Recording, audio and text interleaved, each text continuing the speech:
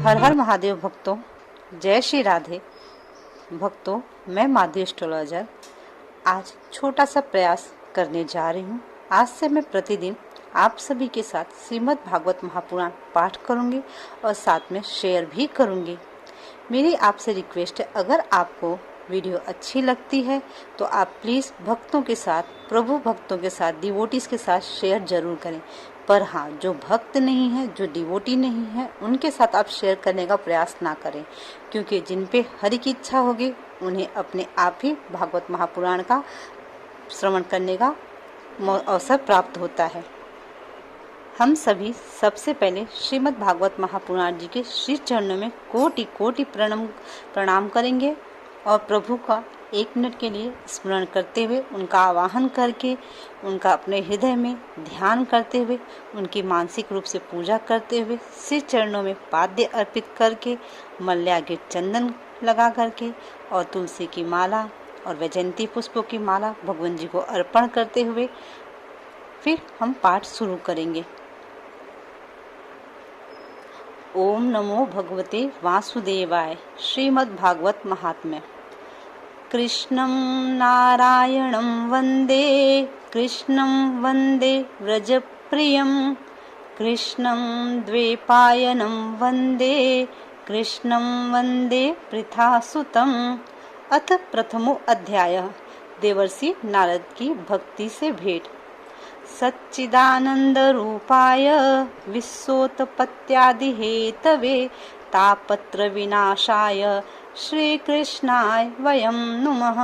यं प्रव्रजन्तमेन मनुपेत कृत्यं द्वैपायनो विरह कातर आजुहावः पुत्रेति तन्मयतया तर्वो अभिनिन्दुस्तं सर्वभूतहृदयं मुनि मानतो अशिं नैमिषे सूतमासीनं भिवाद्यं महामतिं कथामित्र शाश्वत कुशलः सौनको ब्रवीत। हम सभी हिंदी में पाठ करेंगे, श्रवण करेंगे। सच्चिदानंद स्वरूप भगवान श्री कृष्ण को हम नमस्कार करते हैं। भगवान का स्वरूप कैसा है? सच्चिदानंद स्वरूप है, जो जगत की उत्पत्ति, स्थिति और विनाश के हेतु तथा आध्यात्मिक, आदि दैविक और आदि भौतिक तीनों प्रकार के तापों का नाश करने वाले हैं। जिस समय श्री सुखदेव जी का यज्ञोपवीत संस्कार भी नहीं हुआ था तथा लौकिक वैदिक कर्मों के अनुष्ठान का अवसर भी नहीं आया था, तभी उन्हें अकेले ही संन्यास लेने के लिए घर से जाते देखकर उनके पिता व्यास जी विहर से कातर होकर पुकारने लगे, बेटा बेटा तुम कहाँ जा रहे हो? उस समय वृक्षों ने तन्मय होने के कारण श्री सुखदेव जी की ओर से उत्तर दिया था, ऐसे सर्वभूत हृदय स्वरूप श्री सुखदेव मुनि को मैं नमस्कार करता हूँ। प्रभु, आपके श्री चरणों में कोटि कोटि प्रणाम है। एक बार भगवत कथामृत का रसास्वादन करने में कुशल मुनिवर सौनक जी ने नैमिषारण्य क्षेत्र में विराजमान महामती सूत जी को नमस्कार करके उनसे पूछा। सौनक जी बोले, सूत जी, आपका ज्ञान अज्ञान अंधकार को नष्ट करने के लिए करोड़ों सूर्यों के समान है। आप हमारे कानों के लिए रसायन अमृत स्वरूप सागरभीत कथा कहिए। भक्ति, ज्ञान और वैराग्य से प्राप्त होने वाले महान विवेक की वृद्धि किस प्रकार होती है तथा वैष्णव लोग किस तरह इस मोह माया से अपना पीछा छुड़ाते हैं। इस घोर कलिकाल में जीव प्रायः आसुरी स्वभाव के हो गए हैं। विविध कलेशों से आक्रांत इन जीवों को शुद्ध बनाने का सर्वश्रेष्ठ उपाय क्या है? सूत जी, आप हमें कोई ऐसा शाश्वत साधन बताइए जो सबसे अधिक कल्याणकारी तथा पवित्र करने वालों में भी पवित्र हो तथा जो भगवान श्री कृष्ण की प्राप्ति करा दे। चिंतामणि केवल लौकिक सुख दे सकती है और कल्पवृक्ष अधिक से अधिक स्वर्गीय संपत्ति दे सकता है, परंतु गुरुदेव प्रसन्न होकर भगवान का योगी दुर्लभ नित्य वैकुंठाम दे सकते हैं। सूत जी ने कहा, सौनक जी, तुम्हारे हृदय में भगवान का प्रेम है, इसलिए मैं विचार कर तुम्हें संपूर्ण सिद्धांतों का निष्कर्ष सुनाता हूँ, जो जन्म मृत्यु के भय का नाश कर देता है, जो भक्ति के प्रभाव को बढ़ाता है और भगवान श्री कृष्ण की प्रसन्नता का प्रधान कारण है। मैं तुम्हें वह साधन बतलाता हूँ, उसे सावधान होकर सुनो। श्री सुखदेव जी ने कलयुग में जीवों के काल रूपी सर्प के मुख का ग्रास होने का त्रास का आत्यांतिक नाश करने के लिए श्रीमद् भागवत शास्त्र का प्रवचन किया है। मन की शुद्धि के लिए इससे बढ़कर कोई साधन नहीं है। जब मनुष्य के जन्म जन्मांतर का पुण्य उदय होता है, तभी उसे इस भागवत शास्त्र की प्राप्ति होती है। जब सुखदेव जी राजा परीक्षित को यह कथा सुनाने के लिए सभा में विराजमान हुए, तब देवता लोग उनके पास अमृत का कलश लेकर आए। देवता अपना काम बनाने में बड़े कुशल होते हैं, अतः यहाँ भी सबने सुखदेव मुनि को नमस्कार करके कहा, आप यह अमृत लेकर बदले में हमें कथामृत का दान दीजिए। इस प्रकार परस्पर विनय अदला बदली हो जाने पर राजा परीक्षित अमृत का पान करें और हम सब श्रीमद् भगवत रूप अमृत का पान करेंगे। इस संसार में कहाँ कांच और कहाँ बहुमूल्य मणि तथा कहाँ सुधा और कहाँ कथा। श्री सुखदेव जी यह सोचकर उस समय देवताओं की हंसी उड़ा दी। उन्हें भक्ति शून्य जानकर कथामृत का दान नहीं किया। इस प्रकार श्रीमद् भागवत की कथा देवताओं को भी दुर्लभ है। पूर्व काल में श्रीमद् भागवत के श्रवण से ही राजा परीक्षित की मुक्ति देखकर ब्रह्मा जी को भी बड़ा आश्चर्य हुआ। उन्होंने सत्यलोक में तराजू बांधकर सब साधनों को तौला। अन्य सभी साधन तौल में हल्के पड़ गए। अपने महत्व के कारण भागवत ही सबसे भारी रहा। यह देखकर सभी ऋषियों को बड़ा विस्मय हुआ। उन्होंने कलयुग में इस भगवत रूप भागवत शास्त्र को ही पढ़ने से सुनने से तत्काल मोक्ष देने वाला निश्चय किया। सप्ताह विधि से श्रवण करने पर यह निश्चय भक्ति प्रदान करता है। पूर्व काल में इसे दयापरायण सनकादि ऋषियों ने नारद को सुनाया था। यद्यपि देव ऋषियों ने पहले ब्रह्मा जी के मुख से इसे श्रवण कर लिया था, तथापि सप्ताह श्रवण की विधि तो उन्हें सनकादिक ने ही बताई थी।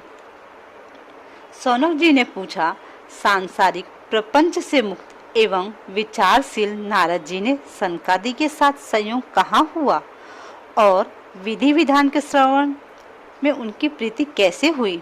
सूत जी ने कहा, अब मैं तुम्हें वह भक्ति पूर्वक कथा सुनाता हूँ जो श्री सुखदेव जी ने मुझे अपना अनन्य शिष्य जानकर एकांत में सुनाया था।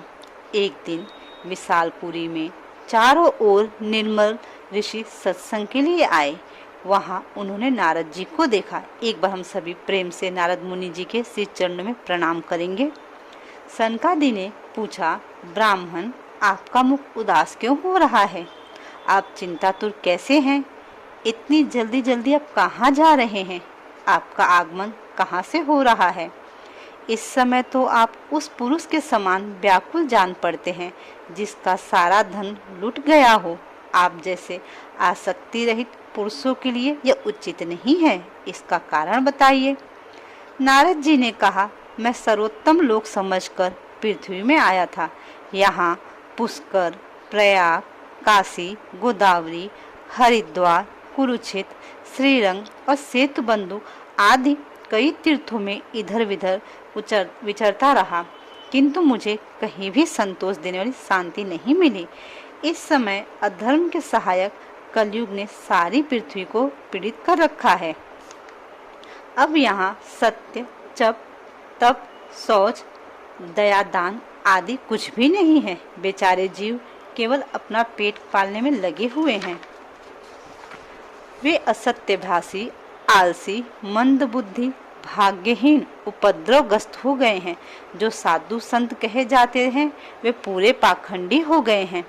देखने में तो विरक्त हैं, किंतु स्त्री, धन आदि सभी प्रकार का परिग्रह करते हैं।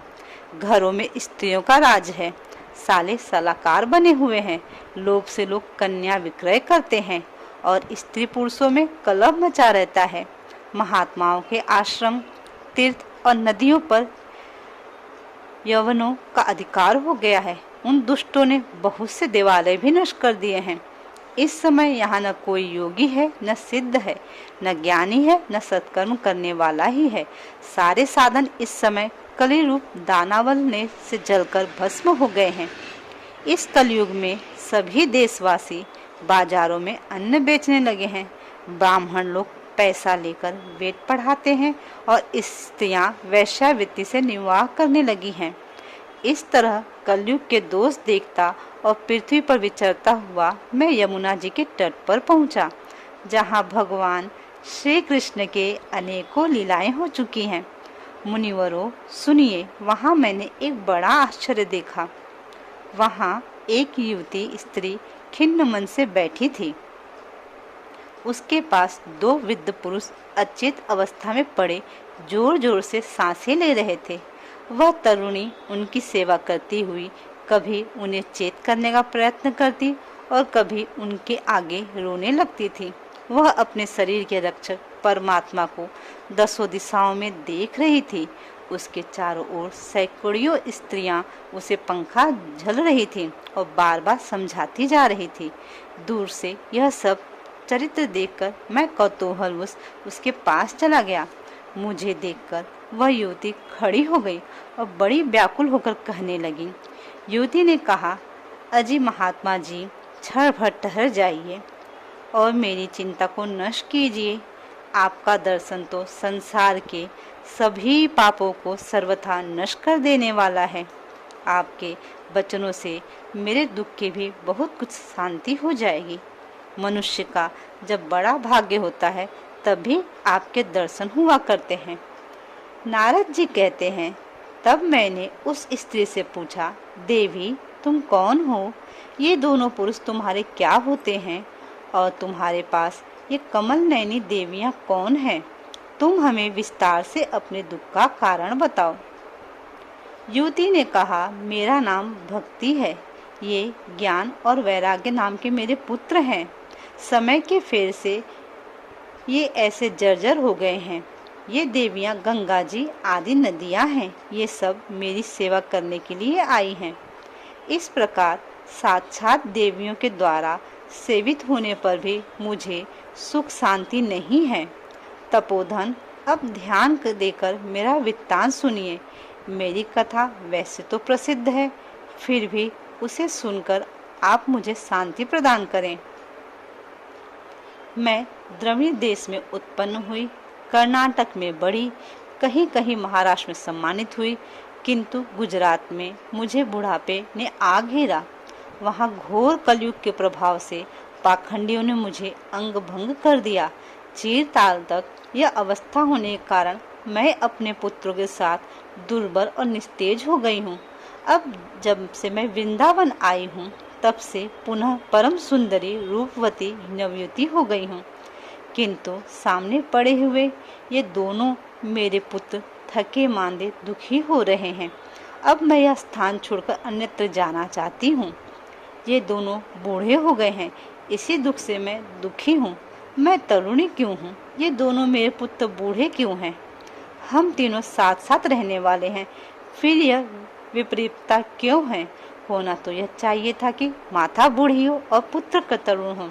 इसी से मैं आश्चर्यचकित चित्त से अपनी इस अवस्था पर शोक करती रहती हूँ। आप परम बुद्धिमान एवं योगनिधि हैं, इसका कारण क्या हो सकता है, बतलाइए। नारद जी ने कहा, साध्वी, मैं अपने हृदय में ज्ञान दृष्टि से तुम्हारे संपूर्ण दुख का कारण देखता हूँ। तुम्हें विषाद नहीं करना चाहिए। श्री हरि तुम्हारा कल्याण करेंगे। सूत जी कहते हैं, मुनिवर नारद जी ने एक क्षण में ही उसका कारण जानकर कहा। नारद जी ने कहा, देवी सावधान होकर सुनो, यह दारुण कलयुग है। इसी से इस समय सदाचार, योग मार्ग और तप आदि सभी लुप्त हो गए हैं। लोग सठता और दुष्कर्म में लगकर अघासुर बन रहे हैं। संसार में जहाँ देखो वहीं सत्पुरुष दुख से मलान है और दुखी सुखी हो रहे हैं। इस समय जिस बुद्धिमान पुरुष का धैर्य बना है वही बड़ा ज्ञानी या पंडित है। पृथ्वी क्रमशः प्रतिवर्ष शेष जी के लिए भारूप होती जा रही है।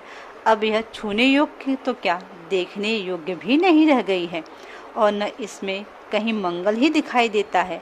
अब किसी को पुत्रों के साथ तुम्हारा दर्शन भी नहीं होता। विषयानुराग के कारण अंधे बने हुए जीवों से उपेक्षित होकर तुम जर्जर हो रही थी।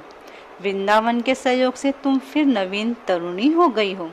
अतः यह वृंदावन धाम धन्य है, जहाँ भक्ति सर्वत्र नित्य करती है। परंतु तुम्हारे इन दोनों पुत्रों का यहाँ कोई ग्राहक नहीं है, इसलिए इनका बुढ़ापा नहीं छूट रहा है। यहाँ इनको कुछ आत्म सुख की प्राप्ति होने के कारण ये सोते से जान पड़ते हैं। भक्ति ने कहा, राजा परीक्षित ने इस पापी कलयुग को क्यों रहने दिया? इसके आते ही सब वस्तुओं का सार न जाने कहाँ चला गया है। करुणा में श्री हरि से भी यह अधर्म कैसे देखा जाता है? मुने, मेरा यह संदेह दूर कीजिए। आपके वचनों से मुझे बड़ी शांति मिल रही है। नारद जी ने कहा, बाले, यदि तुमने पूछा है तो प्रेम से सुनो कल्याणी, मैं तुमसे सब बताऊंगा और तुम्हारा दुख दूर हो जाएगा। जिस दिन भगवान श्री कृष्ण इस भूलोक को छोड़कर अपने परम धाम को पधारे, उसी दिन से यहाँ संपूर्ण साधनों में बाधा डालने वाला कलयुग आ गया। दिग्विजय के समय राजा परीक्षित की दृष्टि पड़ने पर कलयुग दीन के समान उनकी शरण में आया।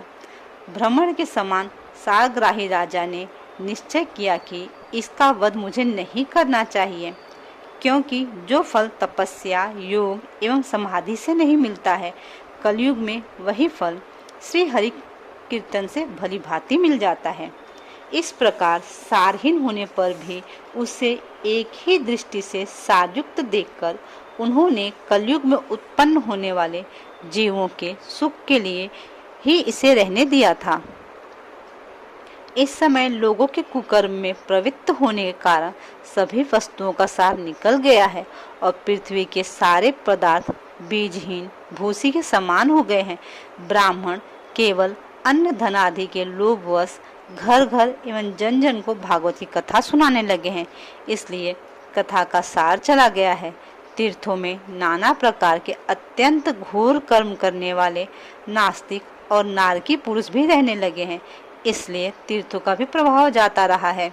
जिनका चित्त निरंतर काम, क्रोध, मोह, महान लोभ और तृष्णा से तपता रहता है, वे भी तपस्या का ढोंग करने लगे हैं, इसलिए तप का भी सार निकल गया है। मन पर काबू न होने के कारण तथा लोभ, दंभ और पाखंड का आश्रय लेने के कारण एवं शास्त्र का अभ्यास न करने से ध्यान योग का फल मिट गया है।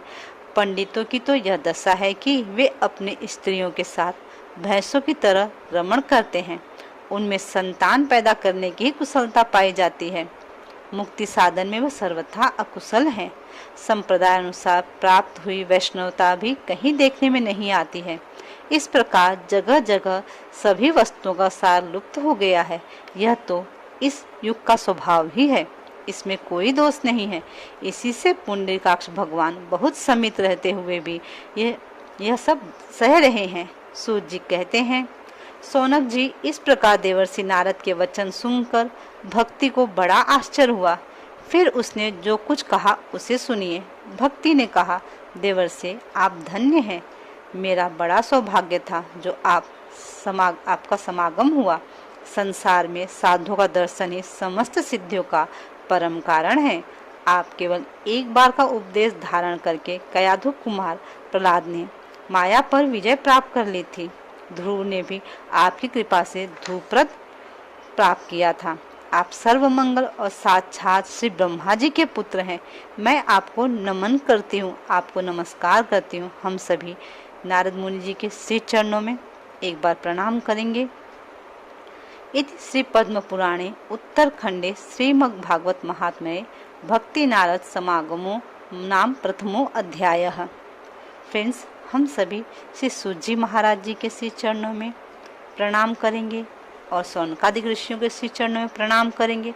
माता भक्ति ज्ञान वैराग के श्री चरणों में नमन करते हुए भक्त वत्सल भगवान के श्री चरणों में प्रणाम करेंगे और भक्त परीक्षित जी महाराज और सूत जी महाराज जी के श्री चरणों में प्रणाम करते हुए आज के लिए यहीं पर विश्राम देंगे। कल फिर हम आगे का कंटिन्यू करेंगे भागवत महापुराण का पाठ।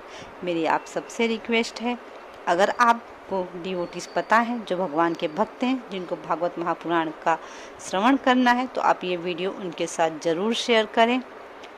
हर हर महादेव, जय श्री राधे।